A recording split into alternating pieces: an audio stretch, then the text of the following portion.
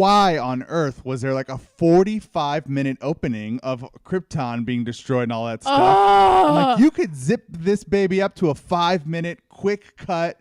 You get what's happening. We don't need to see all of the stuff that happened. Oh, it was painful. I'm like, come on, get to this stuff. And then for me, I'm like, there's a good, interesting like thoughts in the movie.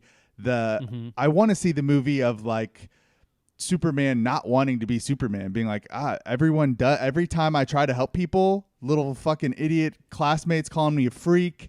People are mean to me when I show what I can do. I don't want to do that. I just want to be a normal kid. He's got no connection to Krypton. He came when he was a little baby. His world is Earth. And I want to see him be like, I don't want this. And then finally in Act 3 of the movie, he realizes, I have to do this. It's my duty to help these people. But him just fucking helping everyone right away and doing this stuff. I'm like, But letting his dad die, I'm like, okay, Kevin Costner. I hope Summer's listening. Kevin Costner, you dumb. You fucking dumb, Kevin. That's who she likes, right? It's that guy? Yeah, she likes him. That's fucking Water. That's Mariner? Yes. That's Mariner. Oh my God. Don't get me started. That guy played a fucking sexy fish man, which that's not a thing. That's not. I'm sorry I said that out loud.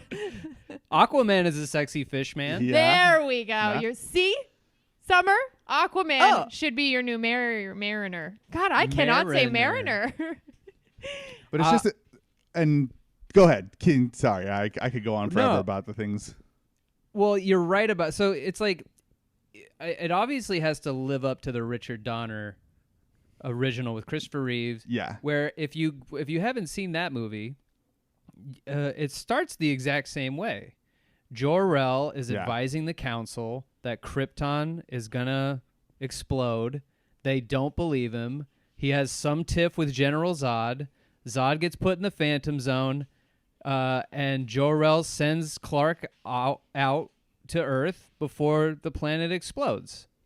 It's beat for beat, but completely different. Where now we're on Pandora, and he's riding pterodactyls, and there's like a whole Matrix hub where they're growing babies. Oh my God! And it just visually just does not feel like Superman movie. It opens in very like a Matrix movie combined with Alien or something. It just does, like the ship of, I don't know. The whole thing almost looked like what's the alien's name again? Which one? Like the alien, the Queen? Yeah. No. I'm talking about in the movie Alien. Ripley? Oh. What is the alien called? What the hell? Xenomorph. Jesus Christ. What? I didn't know what you were trying to say, and that was my bad. The whole ship looks like the Xenomorph's head, in my opinion. Yes, I agree. Where are you going? Sorry, I have to get Griffey, because he's scratching at the door like an asshole. Oh, okay. And now I gotta... Oh, the editing. Oh, the fucking... Hold on. Ass. Here, I'll write down a timestamp. You thought the baby was maybe a distraction, but the cat is more of a distraction than my sister's children. How is that possible?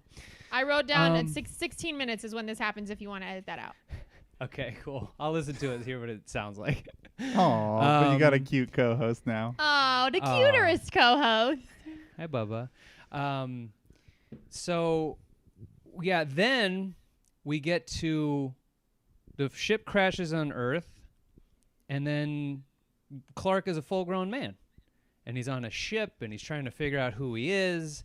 And then we have the save the cat moment where he saves all those men in an oil rig that's burning, which cool. It's a cool Superman thing to do, but he doesn't ever look like he's having a good time doing anything he does ever.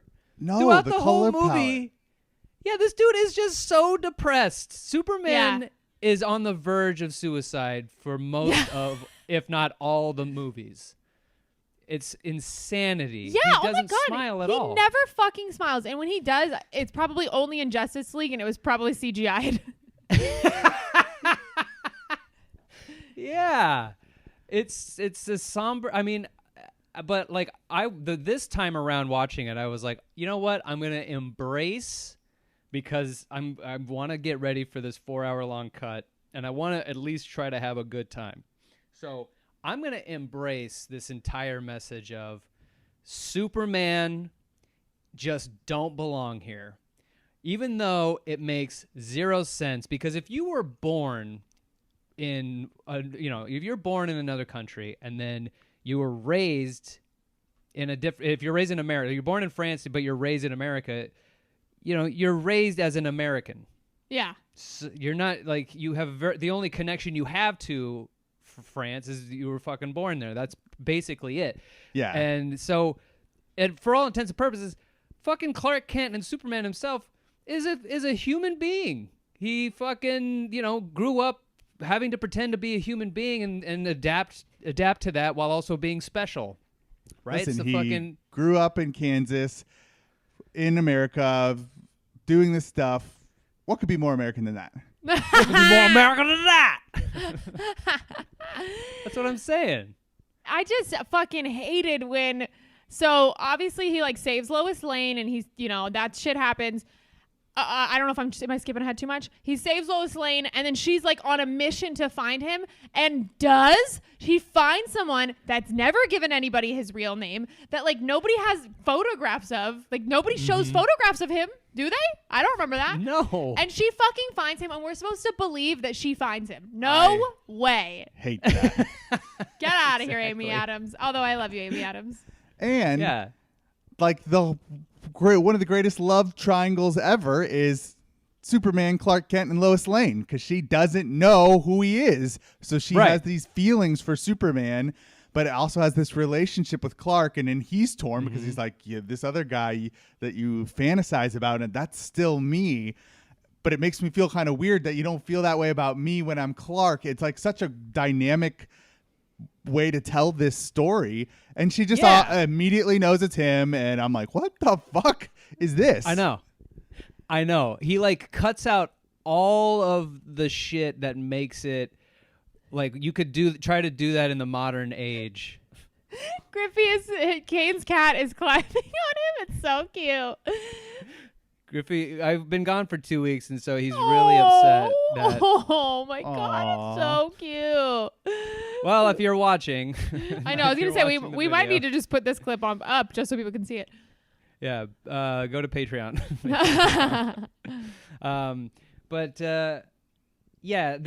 He strips away that shit, and it's like, all right, let's streamline it. She knows that Superman and Clark, because that's dated. His disguise is a pair of glasses. So yeah, okay, fine, whatever. I'll accept that. I'm cool with that. But we spend so much time with Zod and Jor-El at the top of the show, or the top of the movie, and then we spend so much time with Clark and Lois that I forget about Zod and Jor-El, and then out of nowhere, they're both in the movie. They're just like, now they're in it again. So they weren't, now they are. And you're like, okay, now I gotta put myself back in the mindset of like, okay, he's the bad guy and they're gonna fight. Yeah. Bad guys don't have haircuts like that. I'm just gonna say it. No bad guy has a haircut that's like, he looked like, I don't even know. Like he had placed blades of grass draped down his forehead. Yeah. And I'm supposed to believe that he's like the epitome of a bad guy? No way. That kid gets bullied off the playground. Get that guy out of here. Yeah. All I'm going to do on this podcast today is say, get that guy out of here.